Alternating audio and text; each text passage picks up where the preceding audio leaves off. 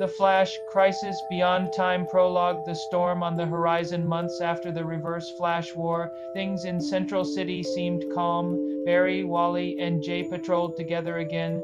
The multiverse had quieted, but Barry never forgot Thomas Wayne's sacrifice, and at night, in the silence, Barry would feel it, a ripple in the speed force, like a heartbeat that wasn't his. Act 1, The Broken Future. It began with a vision.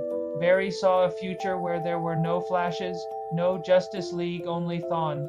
Thawne, entire timelines had collapsed into a single barren world ruled by a godlike Reverse Flash, surrounded by monuments to his victory, and at the center, a paradox engine built out of the speed force itself.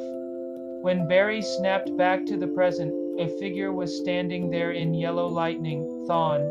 But he was different, evolved. Thawne, beyond time. I learned from you, Barry, Thawne said. You tried to fix one timeline. I'm going to fix all of them into one, mine. This Thawne no longer needed to be faster than Barry. He could step outside of time entirely, choosing when and where to exist. He wasn't a speedster anymore. He was a living timeline. Act 2, Allies from across the multiverse. The speed force itself began to shatter, spilling echoes of heroes into Barry's world. Barry and Wally gathered an army. Future Barry Allen, Blue Lightning. Older, scarred, and wiser. Impulse Bart Allen, full of chaotic energy. Jesse Quick and Max Mercury, returning from the Speed Force. Even Red Death, a Batman or Flash hybrid from a dark world, reluctantly joining the fight. And finally, something Barry never expected. Thomas Wayne's Batman, pulled back from the collapsing paradox, scarred and furious. The arena, outside of time. Thawne lured them into a place beyond physics, where every second of every universe existed all at once, an infinite storm of moments.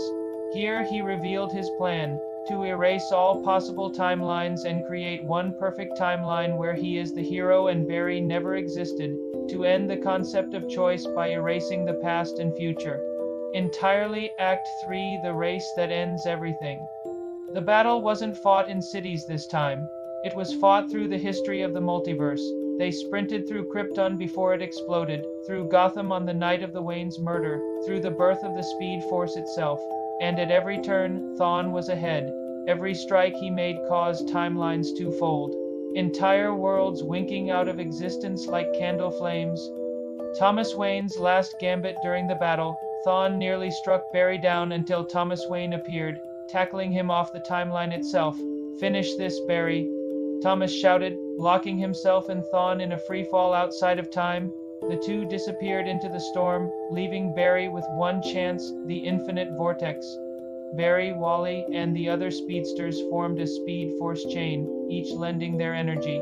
Together, they rewove the speed force into a living firewall, sealing the fractures and locking Thawne away in a place outside of existence.